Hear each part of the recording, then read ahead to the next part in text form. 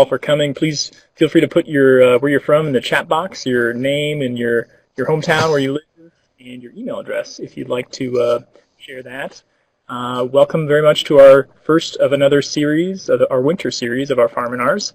I'm host Luke Graham, Practical Farmers of Iowa staff member, and really proud to get to bring these free online seminars to you tonight, and we'll continue these each Tuesday through March 11th. We hope you can join us for many more throughout this new year. Happy New Year to all.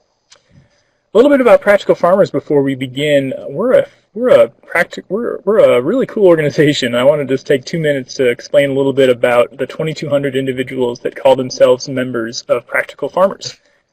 We value some things that you may not see folks in such a big tent like ours in any other place in Iowa right now. We value these things on the screen here. A lot of great, opportunities to solve on-farm challenges with our own ingenuity and using our own experience and sharing that experience with other people. We value diverse farms, independent operations that are integrated with Earth's ecosystems, and agriculture that's ecologically and economically sustainable and built on a fair market system. With widespread ownership of land and resources, that means beginning farmers too need to access land and capital to farm. We value a commitment to family, community, celebration of wholesome food, and we believe in growing more than crops. That's probably the number one thing we believe in. We believe that the human beings need just as much care as their crops in the field do. And that's how we've run our organization since the beginning. We were founded by farmers in the heart of the farm crisis who wanted to find ways to be profitable and to keep more of the money in their own pockets rather than spending it out the door, and wanted to learn more about how to manage systems of farming that would achieve those goals. So we're continuing to grow now and have folks of all kinds of enterprises, even an aquaponics farm northwest of Des Moines. So a lot of cool, neat, different things you can get involved with at Practical Farmers, and we encourage you to join as a member. There's no greater way to be networked with this group of farmers than to join as a member of Practical Farmers. If you're a student, it's just $20 a year. And you can even join your entire farm family, all your employees, all your family members in your farm, for just $50 a year, a very reasonable amount of money. That gives you access to our member newsletter, special discounts to different events, in-person events like our annual conference coming up very soon. If this at all interests you, or you want to take a little more time to review us, feel free to like us on Facebook. That's a great way to get quick little updates from us. We have a Facebook page at facebook.com/practicalfarmers. We also keep a really great calendar of events on our website. So this is the monthly calendar for January. We have our events as well as our partners' events. You can see listed on this screen here. Or if you want to check out online, go to practicalfarmers.org/events.php. Speaking of events, we do about 100 events a year which feature farmers as the experts, and our premier event is happening next week, the Friday-Saturday annual conference of Practical Farmers of Iowa. If you would like to get together with other farmers, we expect about 600 people over the 2-day conference. There's no better place in Iowa right now to network with farmers than at Practical Farmers of Iowa's annual conference. Register by tomorrow and save money as a pre-registrant. You can save $25 if you register by tomorrow night.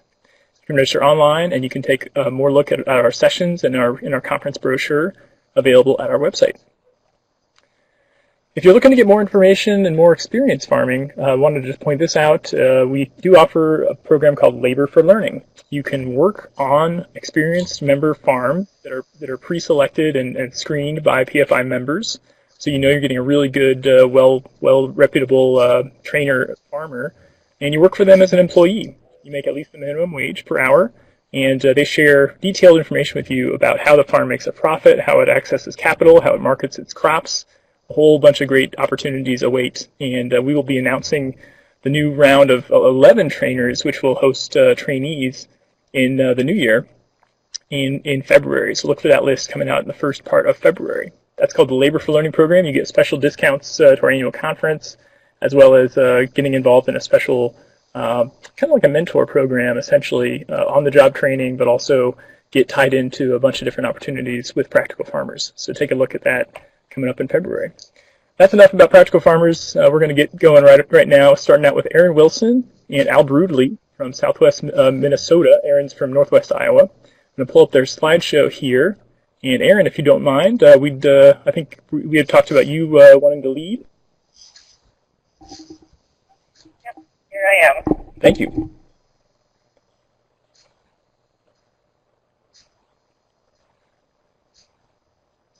I guess I'll get started with the presentation while it's loading. I'm Erin. I'm married to Torray Wilson. We have 2 daughters, Audrey and Lorna.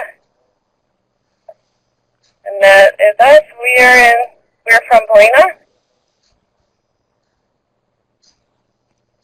My IT guy just came, so maybe we'll have a speaker yet. Oh, excellent. They might be able to take a look at the computer for you. Yep. So I'll keep talking while he's working on. So that's where we live. We are currently renting 240 acres, mostly pasture, about 175 acres, 12 acres of corn. We did 20 acres of grazing crops, cocktail, annual, and 34 acres of hay. That would have been a snapshot of last year. We have 50 dairy cows, and we run a flock of 200 ewes, and we raise our own replacements. We're farming with Torray's mom and dad. We have organic row crops, small grains, pigs, and chickens. So together with them, we have a small meat business. We direct market, and the rest goes to commodity market. So why are we farming? We both grew up on farms, and we wanted to raise our family there while we're caring for creation and making a good living.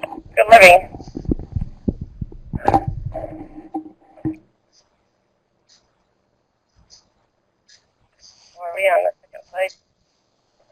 Yes. All right, next slide. Holistic management is one of the tools that we found to help us in our farming adventure. One of the challenges that we face is high value land. The county that we live in has had the highest average land values in the last couple of years for the state of Iowa. And also it has helped us, we're a multi-generational operation, so it's helped us with communication and decision making. It's a whole framework for making decisions, long and short term. And if that's something, I'm sure most people have heard of holistic management. If it's something that you're interested in learning more about, I just really want to encourage anyone to check out there's a short course at the PFI conference the day before, or let's see, January 23rd, right, Luke? That's right, Thursday and Friday before the conference. So I'm just going to put a plug-in for that, and then I'm going to put another plug-in. Josh Dukart, who is a certified educator training, will do the continuation holistic management training, the financial planning, the grazing, and biological monitoring of the chorus, which is where I'm from, so I had to put a plug-in for those. All right, next slide.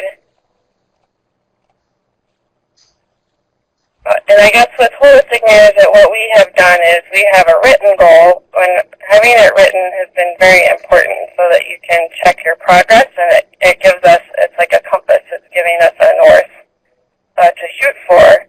And as part of our goals, which probably is a goal for all of us, is sustainability. And the definition is that I like to use is the triple bottom line. We're going to look at a three-legged stool. The 3 legs are social, environmental, and financial. And we feel like the social and the environmental on our farm are going pretty well. The social, we like each other. We have lunch together every day. We have farm meetings. We make decisions together. Environmental, we're grazing. We're organic on all of our land. We're providing habitat for wildlife. But currently for Torray and I, our weak link is financial. Getting a diversified crop and livestock operation to work and be able to support us 100%, support two of us 100%. And so that's part of the reason that I enrolled in the savings incentive plan. We're kind of on a journey to find more tools to help us. So holistic management has financial planning, and I really like numbers, and I like doing the planning, but I was just getting lost in a paper shuffle. And so I came across, next slide, please. This great book called Fearless Farm Finance.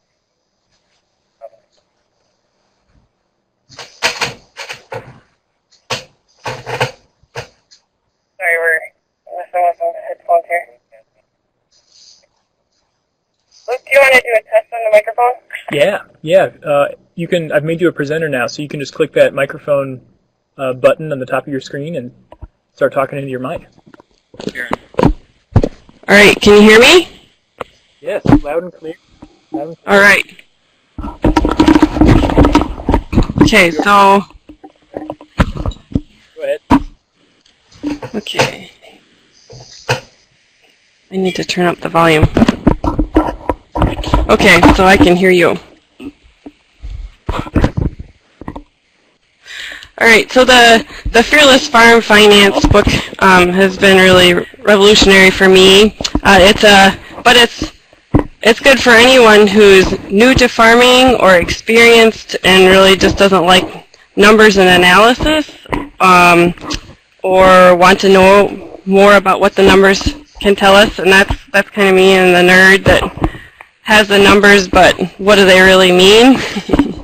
But it's also for someone who wants to. It starts out very basic, and it's every aspect of farm financial management, and it's actually where I was exposed to FINPACK, which is what pretty much the rest of the presentation will be about. And so I was exposed to it in the book, and so I started asking around to see if there were other people I knew that were using FINPACK, and I found people that had used it in the 80s during tough times in farming, and it had kind of fallen by the wayside.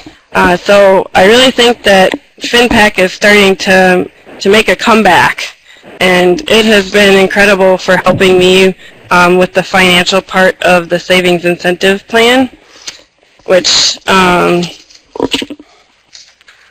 involves doing an income statement, operating expenses, and comparing a base operation to two alternatives, balance sheet, cash flows for up to 3 years, enterprise budgets, and I've been able to do all that stuff through FINPACK. And so that's been incredible, and I'm very excited about it, and I'm really excited that Al has been able to join us. And so without further ado, I'd like to hand it over to Mr. FINPACK expert himself, Al. Thank you. Can you hear me, everybody? Is it coming through okay? Sounds great. All right. First, I need to say a couple of things here. I'll give you a little bit. I farm in south central Minnesota. However, I am not there right now. For those of you who probably don't care, I just got off the golf course an hour ago. I'm in Tucson, Arizona. And I know that up in Minnesota, talking to my sons today, they said it was nasty up there.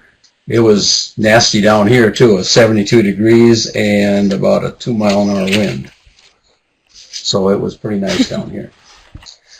I will go on and say a few other things. I am really impressed with the organization you guys have got with 2,200 members. This is phenomenal. You guys have got some great things going in the state of Iowa, and I want you to know that. That's doing these Farminars. I've been an ag techie for many years in Minnesota, and I've been trying to get something like this off the ground. So first of all, I want to commend you guys on what you're doing here. This is awesome. And Erin and I've kind of gotten to know each other via emails and phone conversations over the last Erin, couple weeks. But this has been great. You guys are doing a super job here. I do want to throw one thing out that maybe you guys should take a look at your Department of Ag. Minnesota Department of Ag a number of years ago put together some dollars. They went to the legislature and got some special dollars to put together some scholarships to do some special things like these types of webinars. In Minnesota, we have a very strong farm management program, and they pay part of the tuition to be in these programs where the people absolutely, you learn about financial management and how to manage your business using the finances, and FINPACK's a big part of that. But what I wanted to go on and say is a lot of those people that are taking advantage of that are small operations, just what you guys are talking about here. We have many across southern Minnesota, or actually central Minnesota also. We got vineyards popping up all over the place. You know, anywhere from a half acre to 3-4 acres. It's they've been taking advantage of that, and I sent Luke a copy of the booklet that we put together last year on all the different types of organics, certified organics in Minnesota. So, and he's free to distribute that to any of you that really want to take a look at it.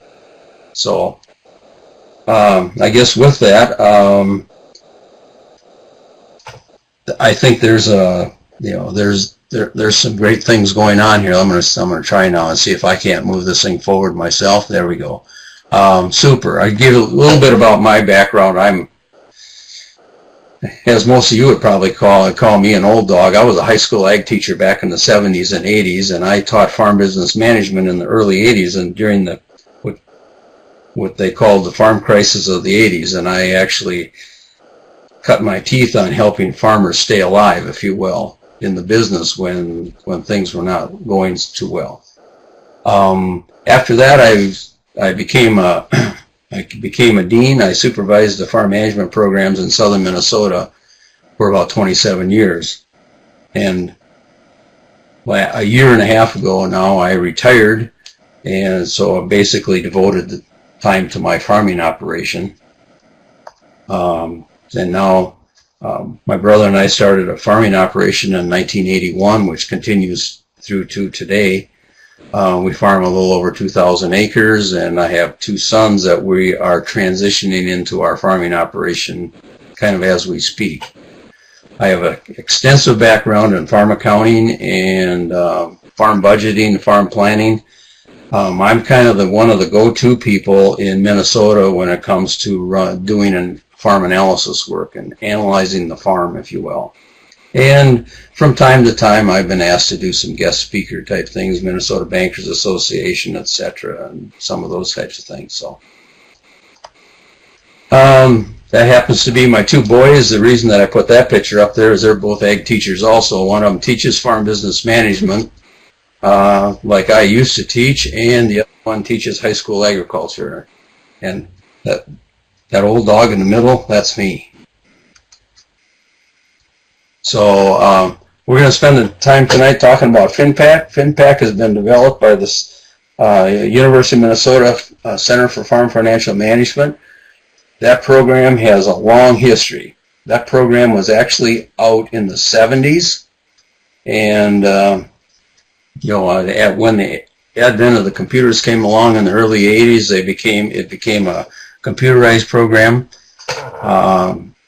Before that, you probably won't believe this, but back before everybody had their own personal computer like we do today, you actually had a little teletype machine that you took your receiver of your phone and stuck it into a modem, they called it at that time, or a cradle, and you typed information to a University of Minnesota mainframe and got your information back came back and printed it out on an old teletype type machine. So this program has been around for a long time. Very high quality program, and it does a lot of things for you.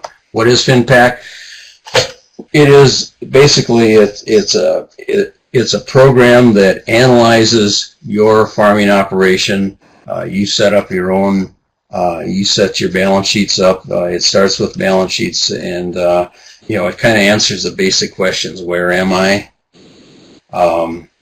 Where do I want to be, and how am I going to get there?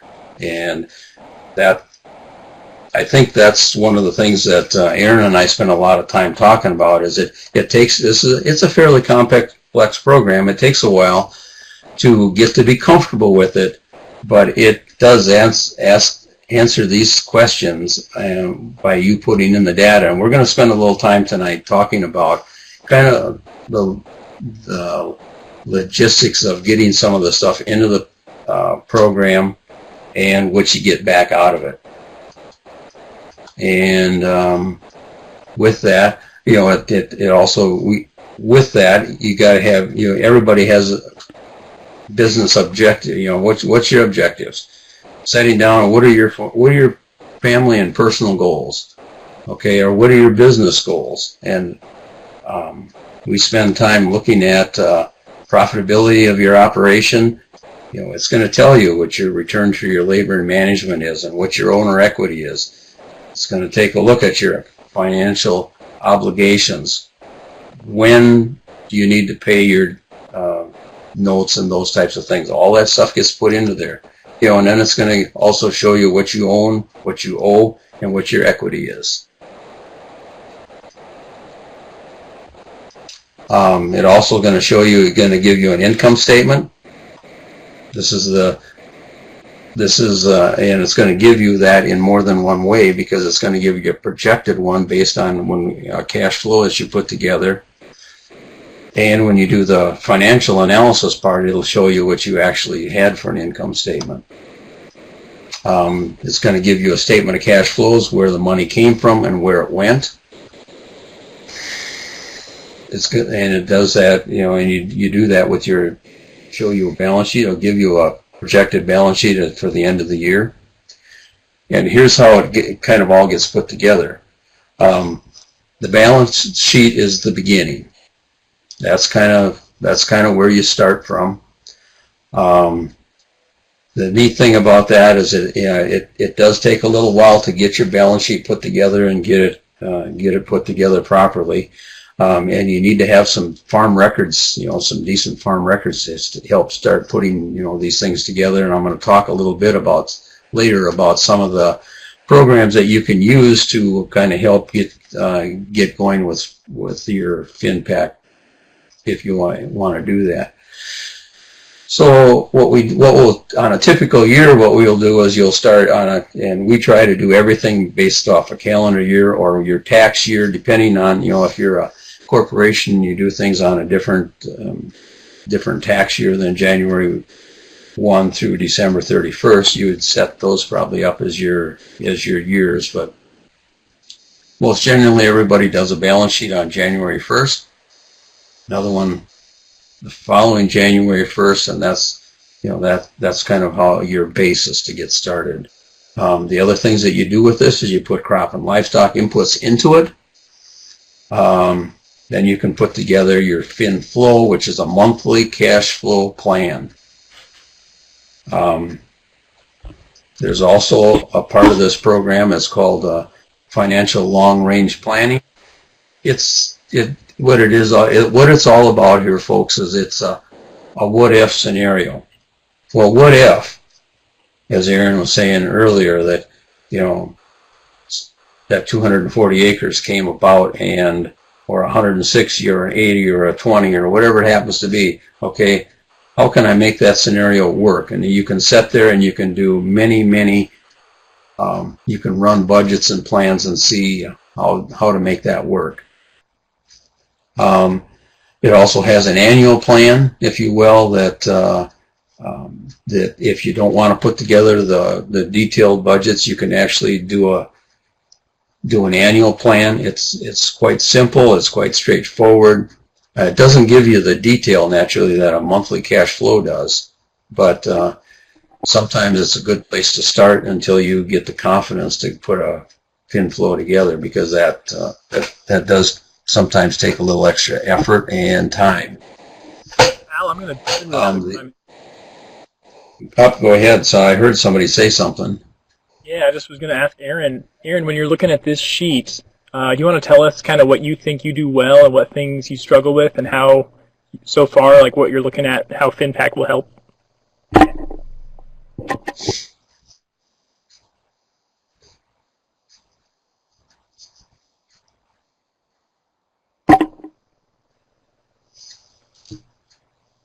I'm not hearing Erin. I'm not either. Let's do that. Well.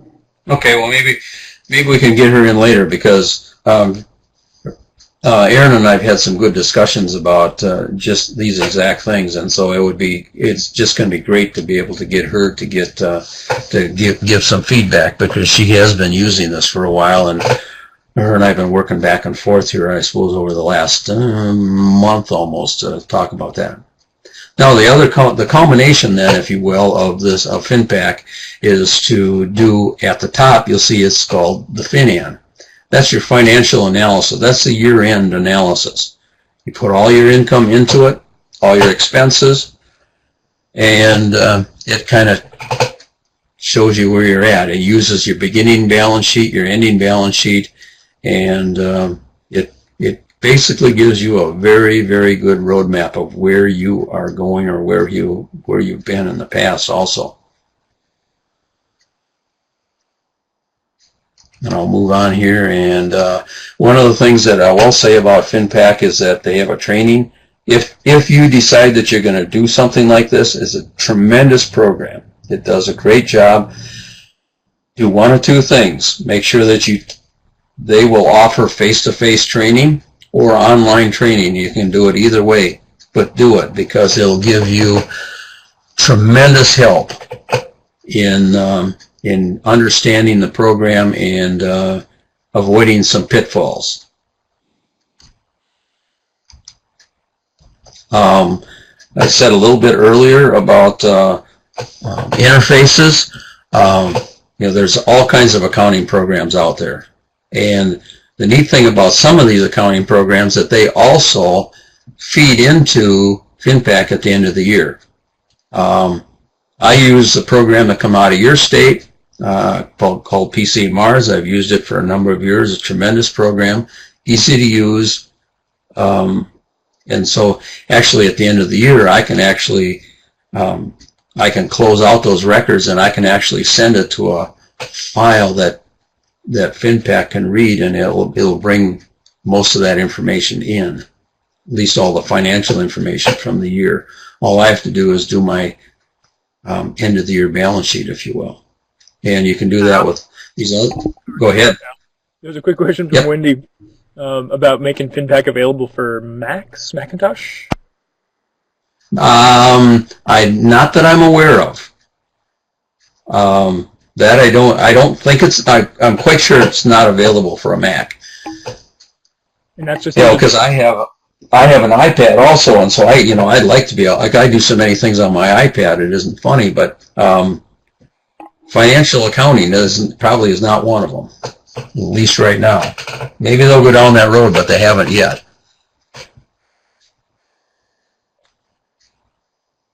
But I know a number of people, to keep their costs down and don't want to spend lots of money for big expensive accounting programs. I know that there are people that have used Quicken. Works very well. The only downside to Quicken, and I know hundreds of farmers across the state of Minnesota that use it. The downside to it is it doesn't keep quantities for you, so you have to keep the quantity information in your descriptor line. And that's that. As long as you remember to do it, that you sold so many bushel of beans and those types of things, or so many bales of hay or whatever it happens to be, then that's not a problem. But you need to make sure that you keep that information for the end of the year analysis.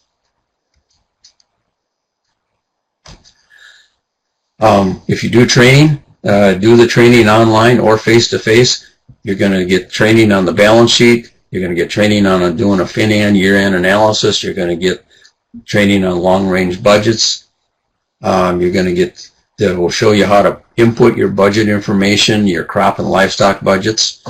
They'll show you how to do a FinFlow, and they'll talk to you about how to set the program up. There's so many different options that you can do with program setup. You just have to be careful.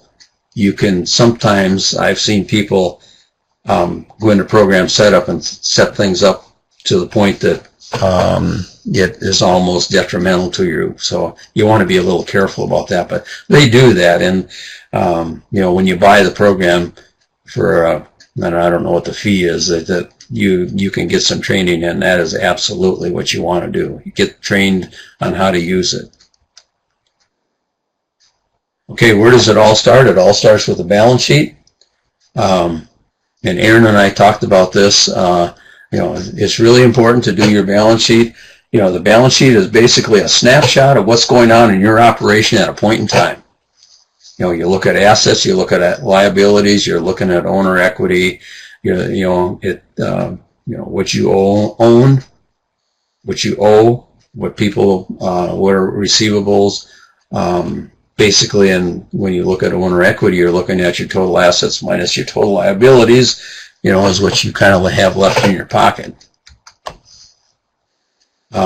This is a screen is maybe a little bit hard to see, but here's how it works. When you come up, take a look, if you see a little highlighted on the left side, it says current assets. Okay, on the right side, then there we go. That kicked up very nicely. Nice, thanks, Luke.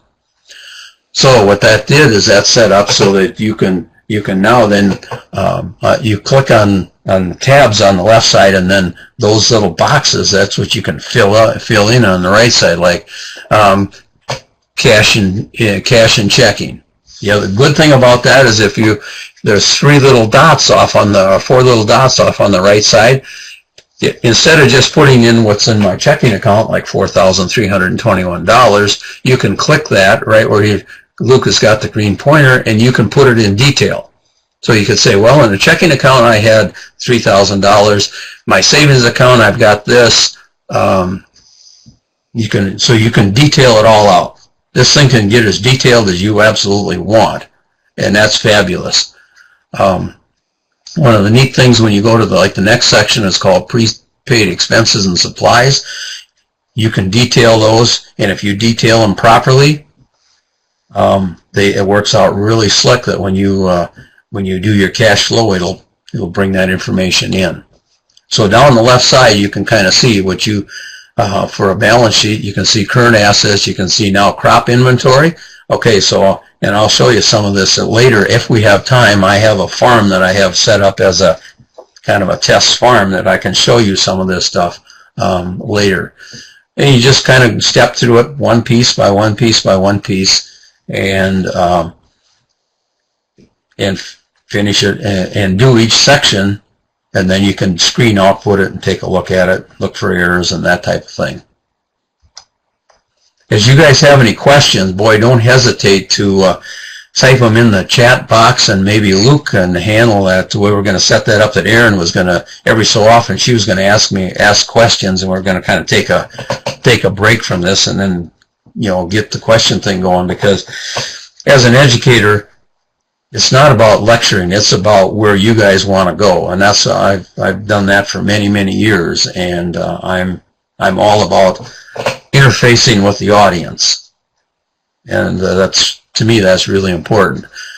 Okay, here's another section I wanted to highlight for you. Okay, here's personal assets. Okay, you can see on the left side, or on the right side, you can see the, okay, we have highlighted personal assets. Now over in that box that pops up, okay, we have savings and checking. That would be your personal savings and checking, not your farm personal, your checking.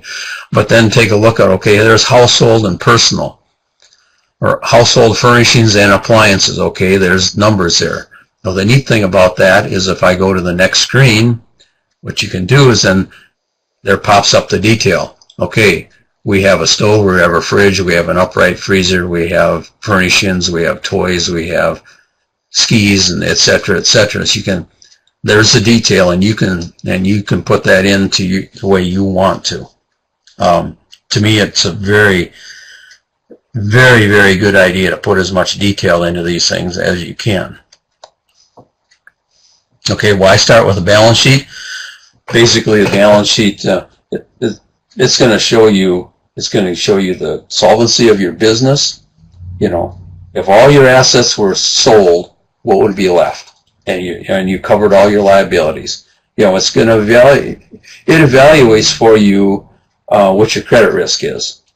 You know, it also is going to show you or let you know what your strengths and weaknesses are, because as you do the balance sheet, at the end of the balance sheet, it's going to pop out some of the ratios that, you know, a lot of people, you've heard about the Sweet 16 ratios that the Center or the Farm Financial Standards Task Force has put together that most ag lenders use or utilize. This pops a bunch of those out for you.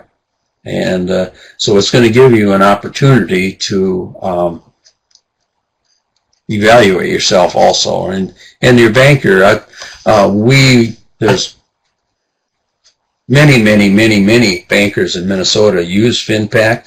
They want their farmers to come in with their balance sheet done and their cash flow done. And, you know, number of places, they actually will give you, if you come in with this type of information, it's completed, they'll give you a better rate on your operating loan, because they know the numbers, they like this format, and they know that you know your business.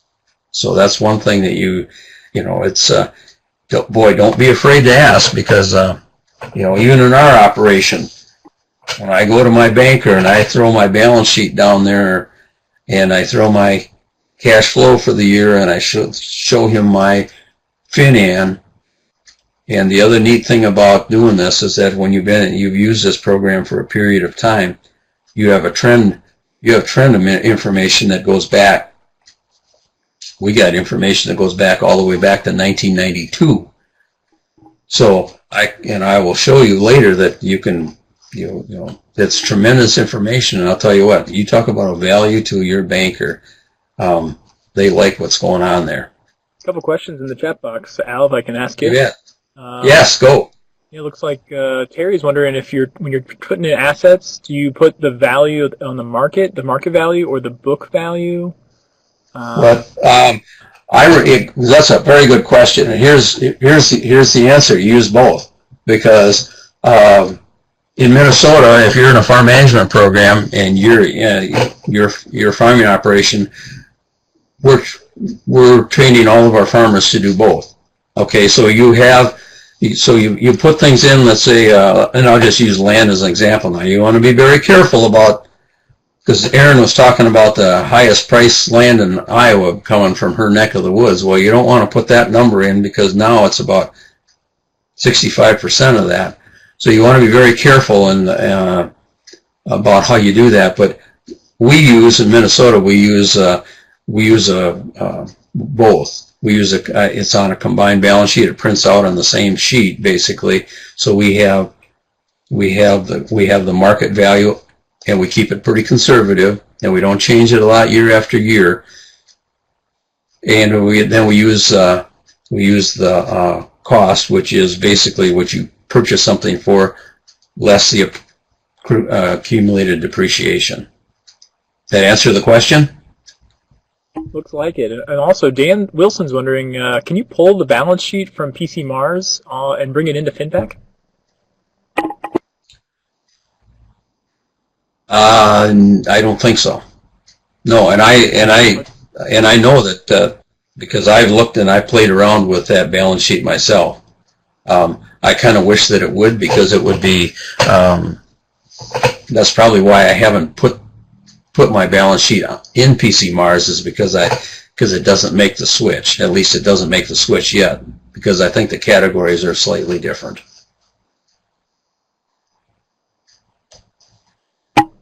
Any other questions while you're there, Luke? That's all I see for now, but I'll definitely jump in if I see more.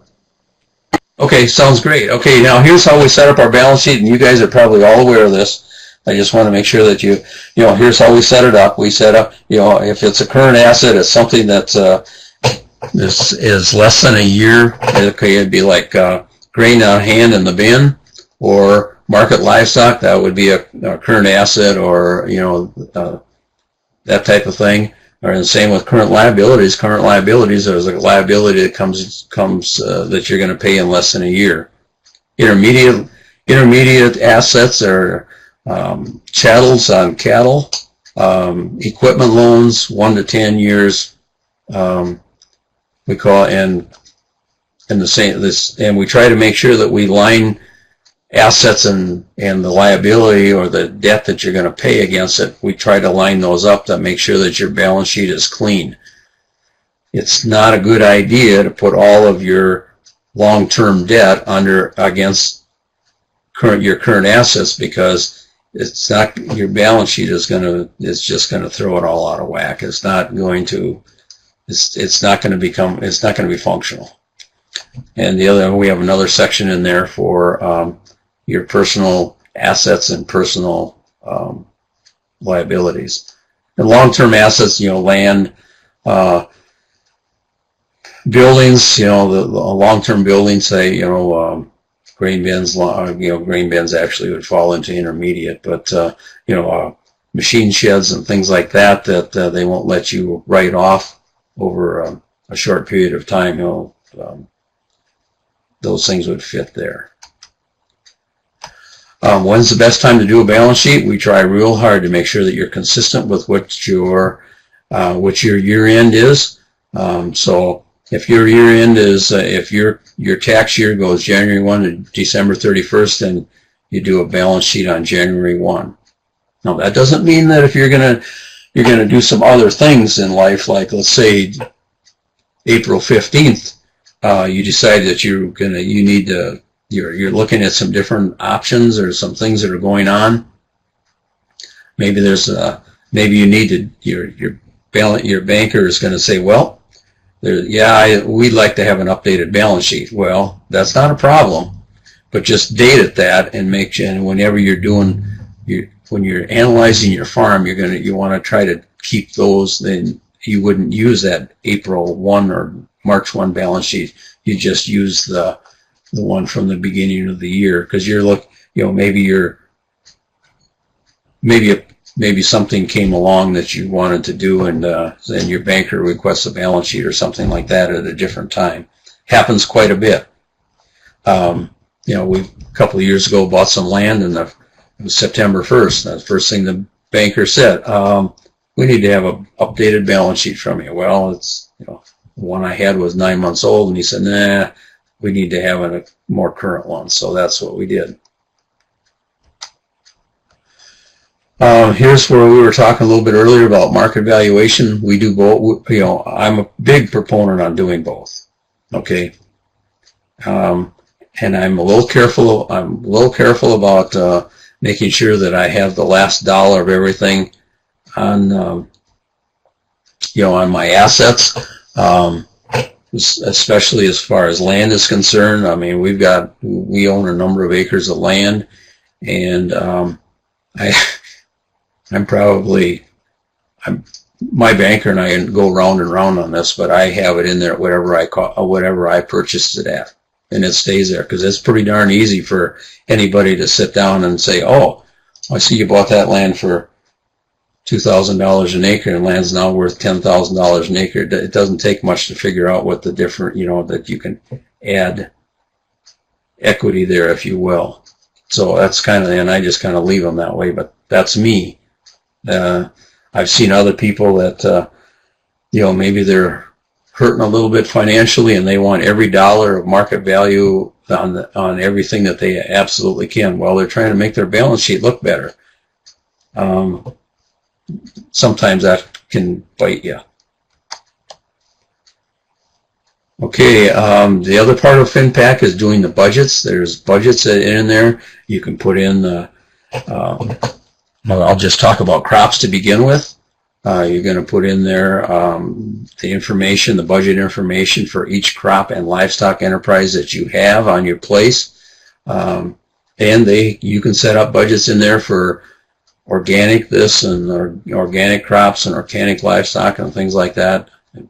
They work just fine. You're going to need these budgets if you're going to do a month-by-month cash flow, and if you're going to sit down and try to do some long-range planning. I call it the what-if scenario. So you need to put those budgets together. And these budgets, they're simple, they're straightforward.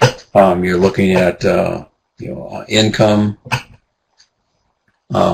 Basically, what's your yield going to be on corn or soybeans, or and what's the price going to be. And my thing is, you use your own records, because your data is the best. Yeah, you can go to the university website and they'll say this and say that, but you need to base it off your data. What's happening, or what's typical, and what's happening on your operation, your farm. One of the things that you can do in this program, it uses for the feed in particular. Some parts of the country don't have. I mean, we're all corn and soybeans in my part of the country, but as I come through Kansas, I mean, that's all they got down there is grain sorghum. Well, you can change it. You can use what you have available, and then it has. You can change it by using equivalents, and they do the same thing in hay. You can, if you're using, instead of using alfalfa hay, you're using haylage. Well, then you can make adjustments to you can make some conversions there. Those crop budgets, back to those crop budgets. Well, you're going to put your yield in and your direct expenses on a per acre basis. Now, what I do, and I recommend that people do, is use. What's your 5-year average have been in corn or soybeans or whatever your crop you're raising, oats or barley or whatever it happens to be. Use a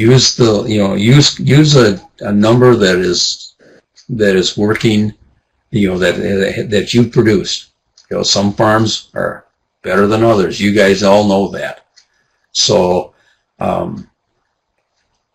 it's something you need to, I probably have the poorest farms in the county, see, so I can't use the 230 bushel corn that some people use, But what I do is go ahead. There was a quick question about the previous slide that folks wanted to know a little more about where the corn factoring, where that data comes from. I think this slide right here. Yeah, like how did that comes from? Yep. So what they do, I think it's what they're doing is nutritional value. Okay, if you look at wheat, see, wheat is actually, because of the nutrition value of wheat. Wheat has a higher. Everything's based off corn. So then they're using, like wheat is a 1.1. So you would and you put that into your program setup, and then it takes care of it. The neat thing about doing some of these cash flows is that when you put in there, if you got a livestock operation, one of the things that this program does is that if you don't have enough feed on hand, it goes out and buys the feed. Okay, it's because you're gonna, you'll put in there what your, what feed prices are and those types of things. So it's going to, technically, it's going to show you how much grain you're going to need to purchase, or how much feed you're going to purchase. So it does a good job of letting you know those things. And is that pretty consistent no matter where you farm? Like if you're in Southwest Wisconsin, right, or if you're in Southeast Iowa? Yep, that is correct.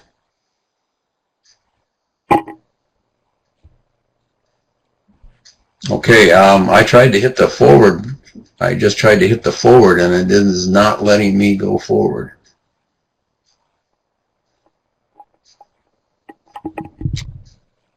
Did you try to click this button down here? Yes. Yep. Okay. So I don't know what happened, but my computer just came up and said it's not responding. So Go ahead, as long as you guys can still hear me, go ahead and click the next slide. Sure. The budget slide? Yeah. Oh, well, there you go, perfect. Now it came back to me. Yep, perfect.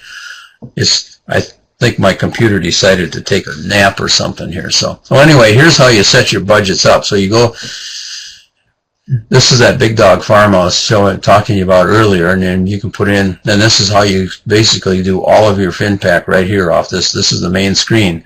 Well, down here where I have the arrow, that's where you put in your crop and livestock budgets. And as you can see right up here, I've got our, let's go up to 2012, and I have 2012. When I click on that, then over on the right side, it pops up and shows you, okay, those are the budgets that I have available to me. So what I have normally done is I'll just, like 2012, that's the latest one that I've got, and then I go in and update that information. I update it with my information. I probably change the yields slightly, and and of course I'm going to change like fertilizer costs and seed costs and things like that, because I haven't, other than fertilizer costs coming down this year, some of those others haven't gone down. Here's what that looks like in a detailed bit. Luke, if you could pop that up bigger so people can see it, because otherwise it would look like research quality and they couldn't read it. Here's what that looks like. Here's what the budget looks like. When you look down the left side there, you're going to look at that and say, what the heck is that going down the left side? I've got all that. It says corn home, corn CRP, da-da-da-da-da. Okay, what that is that this farmer here has set this up that he has a budget for every one of his farms, every one of his fields, because inputs are different. He's using variable rate technology, so fertilizer costs are different on each farm. Input, his yields are different because some, maybe he's got some sandy ground, or maybe he's got some of the best ground in the county. So things are different.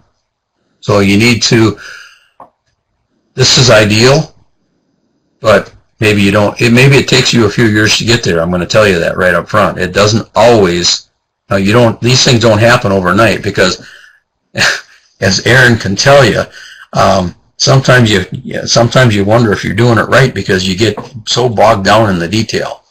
So, you can start out with a little less, and then each year you can add a little bit more to it, if you will. Does that make sense? There's a quick question from Kathy Rose. She's wondering, what's the difference between QuickBooks and FINPACK? QuickBooks does your accounting. FINPACK does all your puts your balance sheet together. That you're going to do budgets. You're going to do cash flows. It's a different piece of software totally. We use Quicken, if you will. We use Quicken for our personal accounting, for the household accounting, if you will. And we use PC Mars for our farm accounting.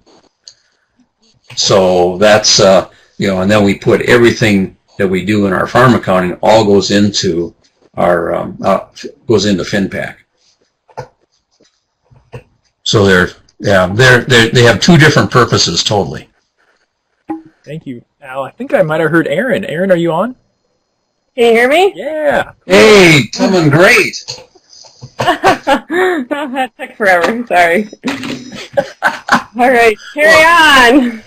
Hey, it's great to have you back. Yeah, doing good, Al. All right. So I'm hoping that I'm covering the points now. If you got anything to say here, because you've been kind of quiet for this period of time, boy, just jump right in.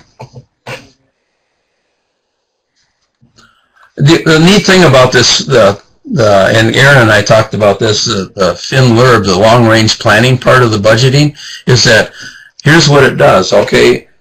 What you do is you set that up for a typical year, all right? And what I mean by that is you're doing a long-range plan, but you're setting it up for a typical year. So you're not going to set it up for 2014, what you're doing is you're going to say, okay, what I need to do if I'm going to do a typical year, I'm going to do a long-range budget. Here's what I'm going to do. I'm going to use my 5-year average for corn production, or I'm going to use my 5-year average for what is what my dairy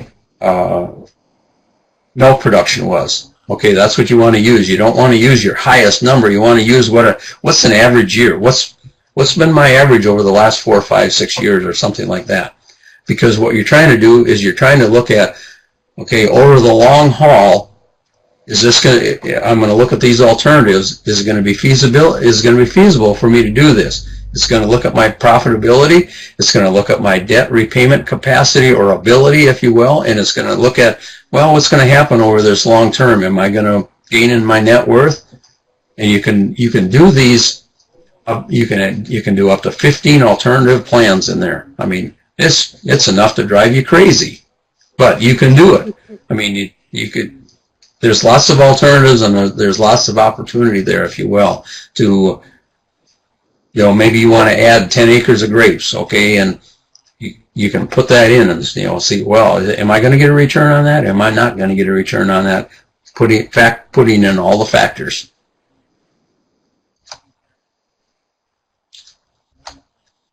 And I'll just move on quickly here because I've already kind of talked about some of this stuff, and go to the next slide, and then here's where you put that type of budget information in. You can, because then you're going to say, okay, here's what my crop budget's going to be. I'm going to have corn for feed. I'm going to have soybeans. I'm just using this, and then you have the base plan, so many acres, and then you have alternative one. I'm going to buy 240 acres. Okay, so here's what's going to happen. So it'll show you the base plan, and it'll show you all the other plans side by side, if you will, so you can take a look at, is this plan, is it going to, or this change in my business, is it going to be feasible? Is it going to work? That's what it's all about. Livestock budget, you want to put in your production and your quantities. Okay, milk. I have X number of 1,000 pounds of milk per cow. Put in all your direct expenses. You do that on a per head or a per litter basis if it's hogs, depending on the enterprise you have that you're working with or you're looking at, or per ewe or per whatever. Here it is again, and you probably are tired of hearing me say that, but you want to use your own data. Sure, I can figure out. I can go to the University of Minnesota, or I can go to the Iowa State, and I can say, okay, it looks like here's what it is, and I can pull their numbers, but those numbers are not your numbers. Your numbers are going to be different. You're going to either pay less rent, more rent, you're going to pay more, maybe your seed cost, maybe in our farming operation, our seed cost is higher than some people's because we're using the latest and greatest technology, and we're using high populations. So then we have to, our seed costs $155, $160 an acre, where somebody else may be $110. So we have to use your own data. It's absolutely it's very important to use your own data. So Erin, does that slide? Do you analyze when you said your financial leg of your stool you're not satisfied with yet? Which part of that slide is hardest for you? Is it the actual record keeping part or the analysis? The record keeping part we have down. We have sheets and sheets and sheets of paper. It's going back and finding the actual number that we need and then getting it into the right input for the program. So it's like, so we're using Quicken. So I can pull out my expenses pretty easily. So I can have one number. So like feed, I have my total feed cost for the year. But then the hard part is dividing that between the dairy cows and their placement heifers and the steers, because they all got some of that. And so that's looking back to their records and dividing it out. Yeah, that gets to be a critical part of it too, Erin. That is absolutely right on. Is that you need to break that down by the enterprise, because it's only proper that your your sheep enterprise has the right amount of feed for the sheep enterprise, and you may go to town and buy a lot of buy feed for them, but you also bought feed for the dairy and for the hog operation, so you need to make sure that that stuff is separated properly. And that's why, like in PC Mars, when you input that to the... Go ahead, I'm sorry. Oh, no, I was just going to say, Quicken's maybe not necessarily farm specific, but I'm starting to put it into classes, which I can do that now. Now I know that I need to do that because I'm using FINPACK. Yep, exactly, and that's a very good point because, you know, and that's one of the downfalls to Quicken, and I said that earlier. It's not that it's a bad program. It's not. It's a wonderful program, but it doesn't. You have to trick it sometimes to get the information that you want. Is that proper to say that? Yeah. We had a question a little bit further back, and I don't know if you answered it. Can you upload your balance sheet from PC Mars right to FINPACK? Yeah, no, yeah, we talked about that, and that's as far as I know right now, you cannot do that. And because I have actually played around with that, but it hasn't gone anywhere yet. So I don't think that you can do that yet. And it may be a possibility down the road. But there is other PC Mars stuff that you can upload because that's what you're doing. Yes, yes, yep. Because I can take all my financial data and I can just put that into my FinAN. Monthly cash flow planning. We'll take a second here, and you know what does it do? It's a great planning tool for you. It also helps your lender evaluate your repayment ability. Are you going to be able to, the money that you borrowed this year, are you going to be able to pay it back? And if so, when?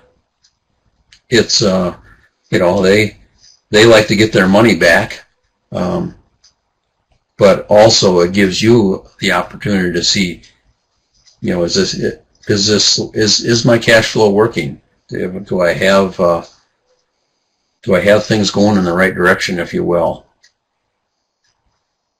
You know, and it's the neat thing about it is that you put your yields in. You know, you got the size of your operation. All that is input into it.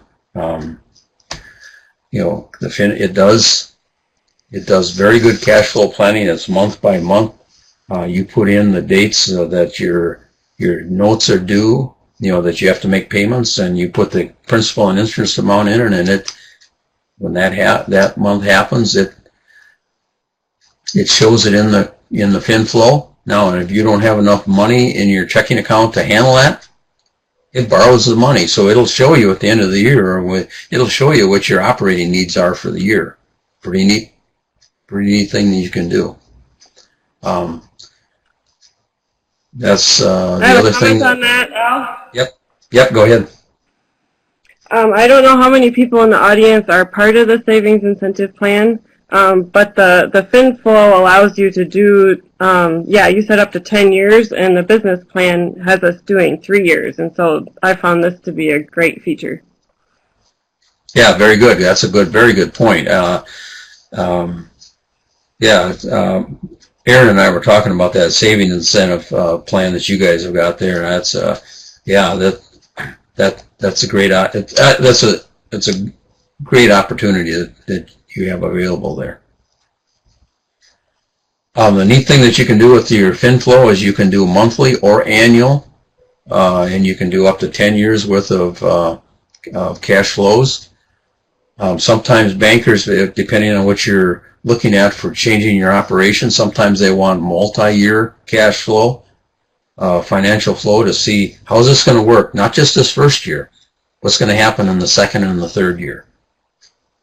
Okay, the other thing that it also does is it'll keep track of what you're talking about, how many your livestock, how many you're going to have born, how many die, etc.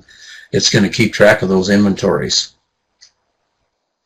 And it's going to do a pro forma income statement and a balance sheet for the end of the year. End of each one of those years, it'll take a look at that. Or you'll be able to print it out and see it at least. So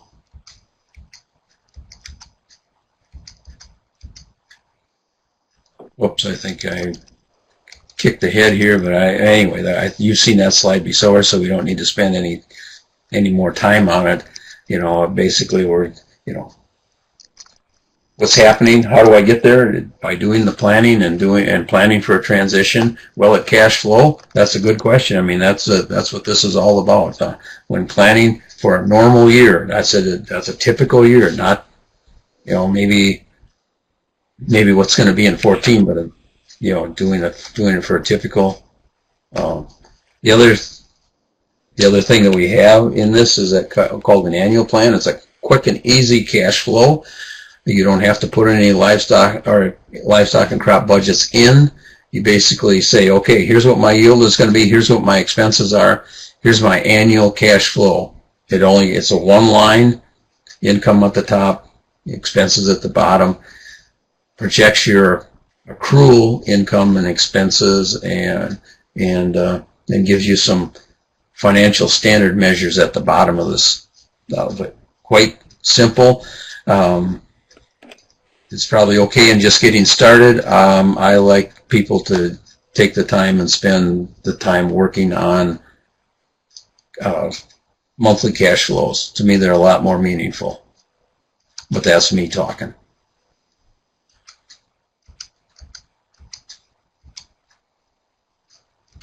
You know, move on here. The FINPACK Al, is... quick question.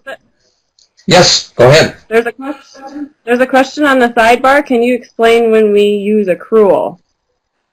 Okay, I'm going to get to accrual in a few seconds here, actually, because accrualized accounting is doing nothing more than adjusting for inventories. That's all accrualizing is doing, is adjusting for inventories, positive or negative, okay? So, you know, and I'll show you that here. I got a slide down the road here that will absolutely show you that. So, and if that doesn't answer the question, then come back at it again. Okay, why analyze your business? Here it is. You want to evaluate your production and your financial performance over that period of time, 1 year time. You know, like for, you know, right now in Minnesota, we are working on doing the finance for 2013, because, you know, 2013 for the most part just came to an end on December 31st. So they're sitting down right now and evaluating. There's two parts to it: a whole farm and then the enterprise analysis part of it, and the finance, and they're separated. The whole farm, which is financial, I mean, it evaluates all dollars in and all dollars out, and it accounts for every dollar. So that if you miss some dollars, it's going to give you a cash error or discrepancy. And it'll do the same thing if you don't account for all your dollars on your liabilities. So it'll, you know, it's going to take a look at that. It's going to provide feedback to you, the manager, because you're the manager, or, you know, if it's a corporation, a stakeholder, you know, or other stakeholders in that business, you know, how's this business doing? The neat thing about it is it also helps you discipline your accounting, get it, you know, get it more in line. Like Erin was saying, well, we struggle with this or we struggle with that. I struggle with, you know, I've taught this stuff for a number of years, and from once in a while I'll struggle with some things too. It's not, you know, it's sometimes you got to work on things. You got to work them through. You know, the neat thing about this analysis, it also develops a track record. Okay, here's what happened in 2010. Here's what happened to your operation in 2011, in 2012, and now in 2013. So it gives you feedback on where you headed. Very important in your operation. Absolutely critically important. You know, it's going to give you production, financial performance. It's going to let you know on the whole farm, how'd you do? What are you doing financially? And it's going to, on the enterprise side of it, it's going to give you production information. Okay, I got 160 bushel an acre. I got 220 bushel an acre, or whatever it happens to be, and then it's going to break down all your expenses and say, okay, well, what really happened? And this, you know, what happened in each field, and I break our stuff down by field, so I can look at it by field. Some people look at it by just by the enterprise, corn and soybeans and dairy and hogs and whatever. I like to take it a lot further than that. Then the other thing it does is it gives you some historical trends.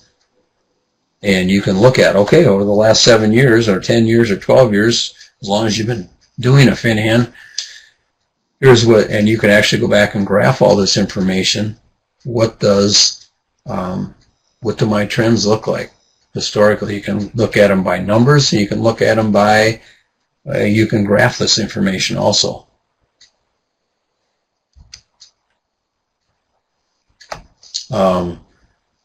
It's going to give you a balance. You put a year-end balance sheet in. So then what it's going to do is it's going to give you an income statement. Here's my income. Here's my expenses. It's going to give you a statement of owner equity. It's going to give you a statement of cash flows, where the money come from and where did it go, including what you borrowed and what you paid back. Okay, here's how you do that accrualizing. Okay, you take a look at these two farms. Okay, the farm on the left. Okay, the farm on the left has gross income of, and you guys can read the numbers. I don't need to give them, but here's the farm on the left had, okay, this farm on the left had an inventory change, accrualized. We accrualized this now. We had positive, we had more corn and soybeans and livestock on hand at the end of the year of a plus $100,000 from last year, because it evaluates it from this year, from last year to this year. Okay, so it does the same thing. Okay, so taking a look at that farmer on the right.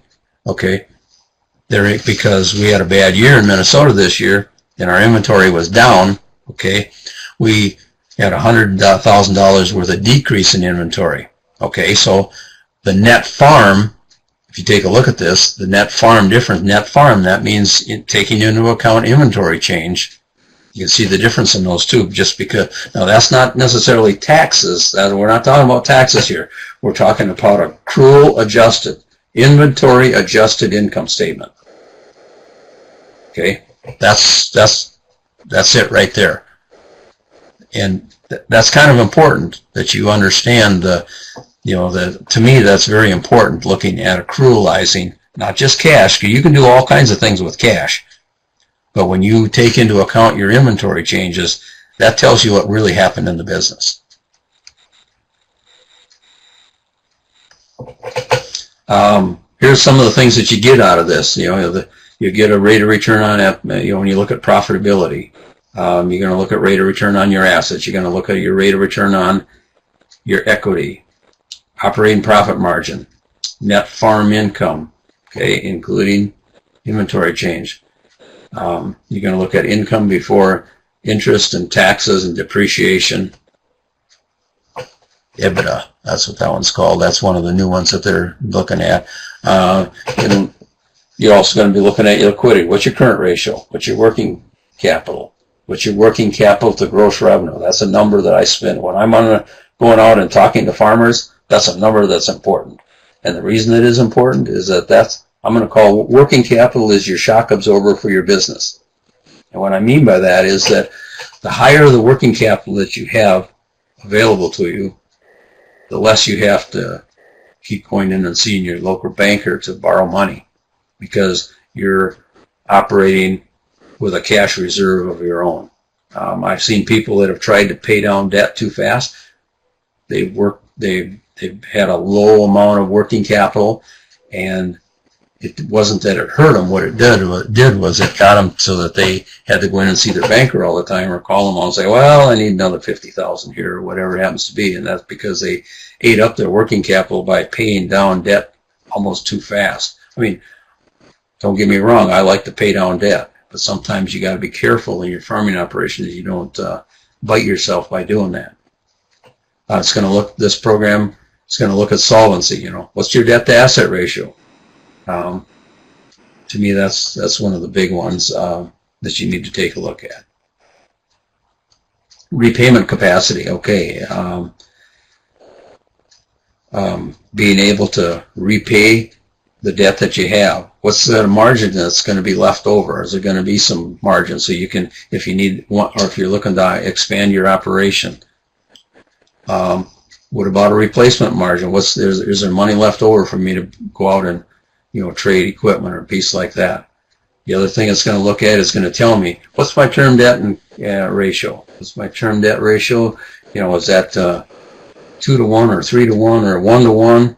If it's a 1 to 1, you don't want to think about going out and buying too many pieces to replace it, because it's going to cause, it'll go red on you.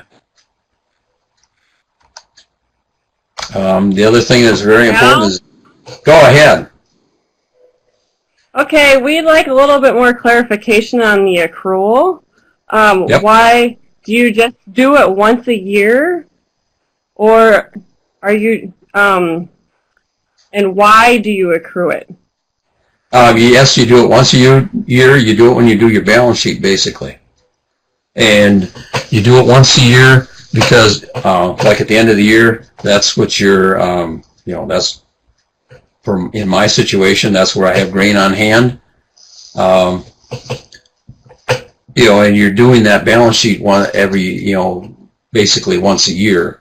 So that's when you do accrualize. That's when you do your inventory adjustment, if you will. There's no need to do it more. Go ahead. So I'm just wondering for clarification, it's showing what the money numbers might not necessarily be showing as an actual on hand. That is absolutely correct, because what it's doing is taking into account what you got in the grain bin or what you've got as far as livestock on hand. Maybe you had a disastrous year for livestock. In southern Minnesota, we got pigs dying like crazy with the new disease that's coming out, and so their inventories are suffering right now. And so their inventory changes, those hog operations are probably going to be pretty negative because they don't have much inventory right now. They're all dying.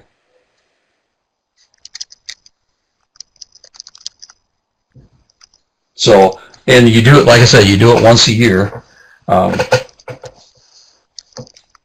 It probably wouldn't do a lot of good to do it too many more times than that, because then in our situation, all of our grain is sold for January delivery. Well, we actually tend to deliver it in January or in December, and if we're going to do a balance sheet or do an accrual inventory adjustment after we've delivered it all. Of course, the difference is that then we're going to have cash in the bank, supposedly. So we're going to convert that inventory to cash.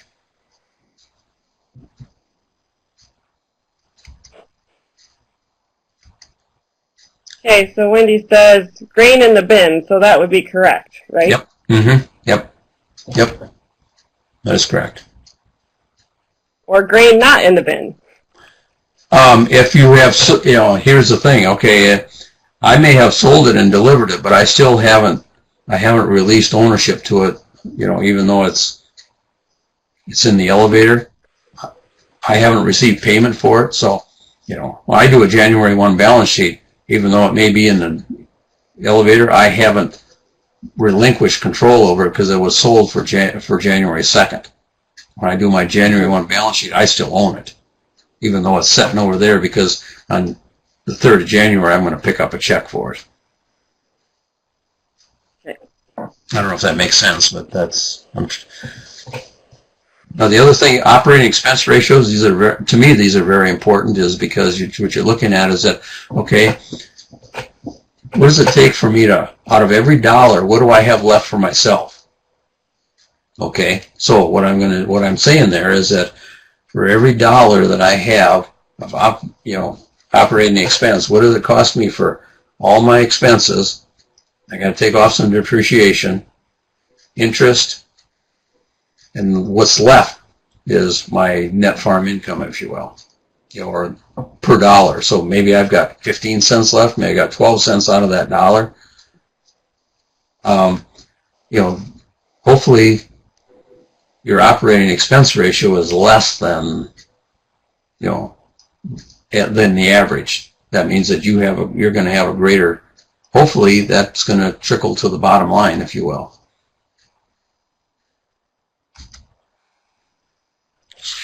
I know that we're getting toward the end here, and I know that people are probably wanting to know more, a little bit know more about FINPACK, but here's FINPACK, just general.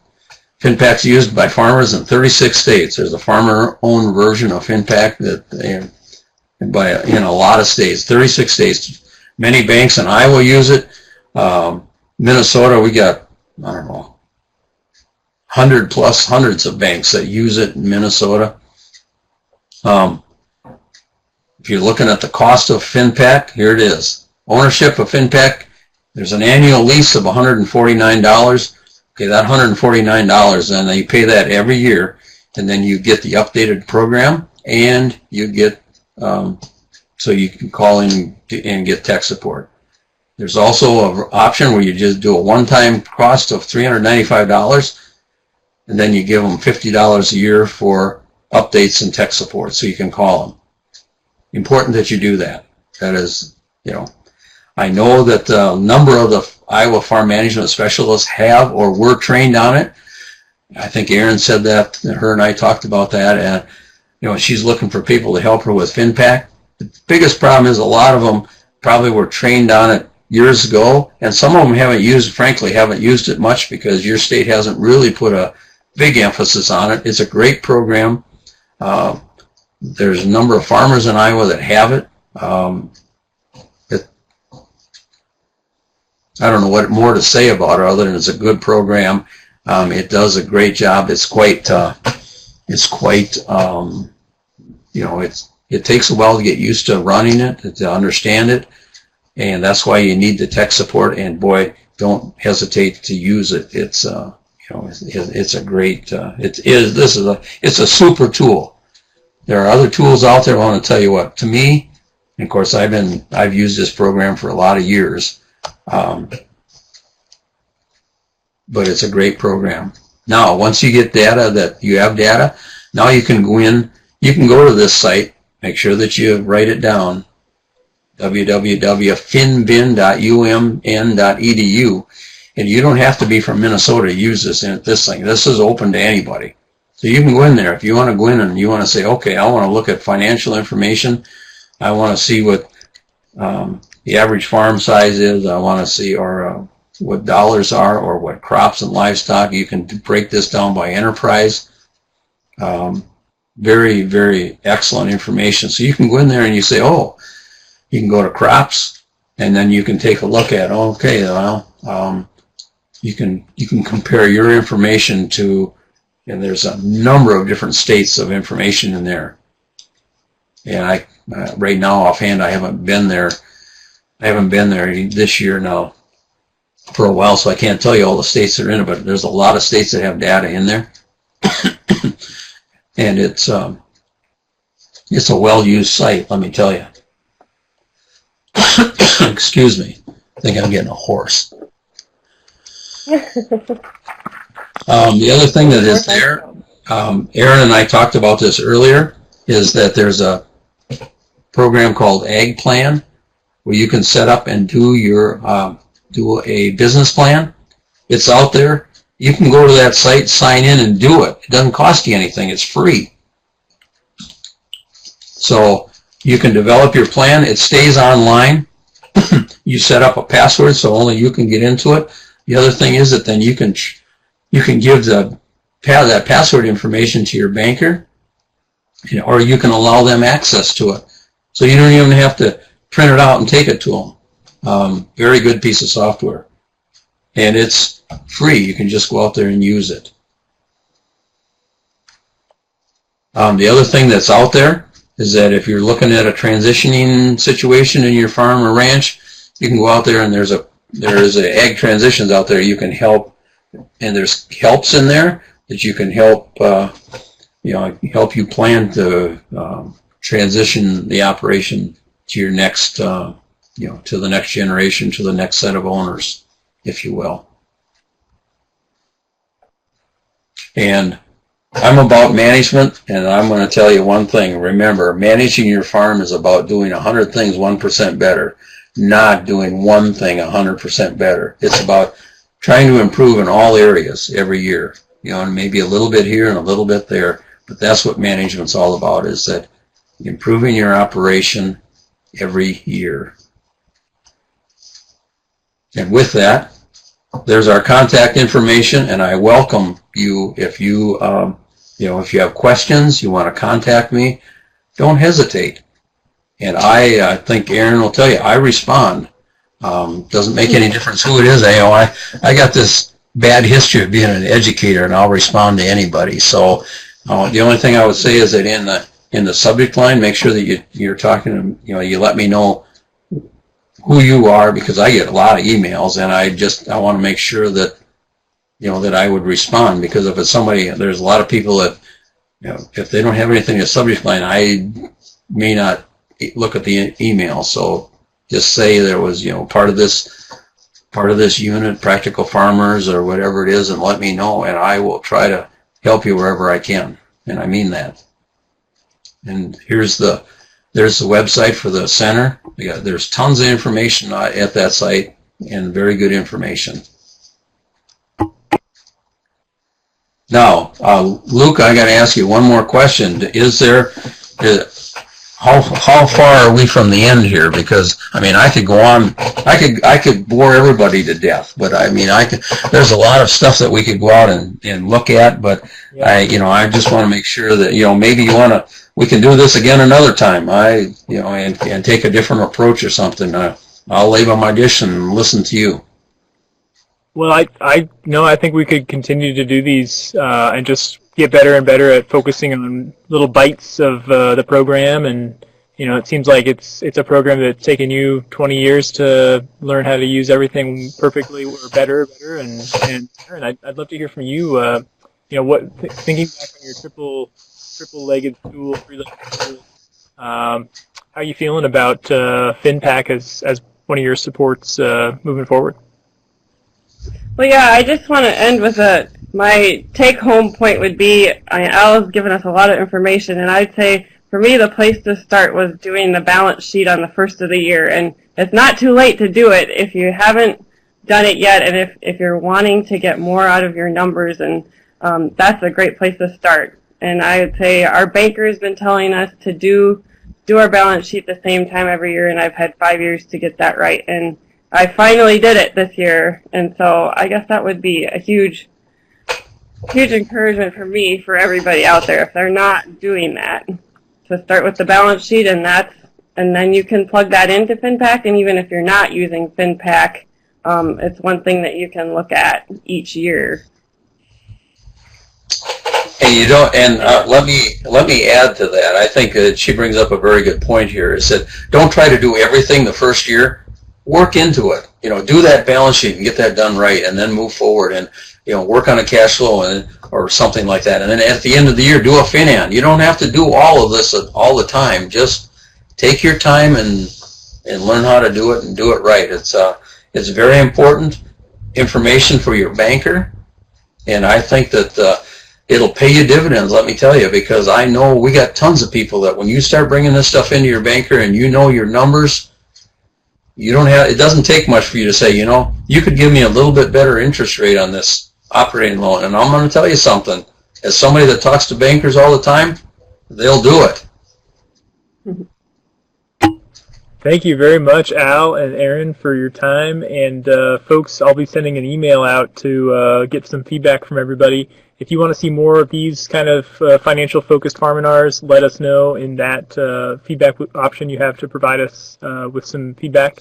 Thank you all for coming and joining us. Next Farminar is February 4th, and we'll continue each Tuesday night through March 11th. Hope you have a great night, and maybe we'll see you at the annual conference next week. Hey, take care, and it was great chatting with you. Thank you.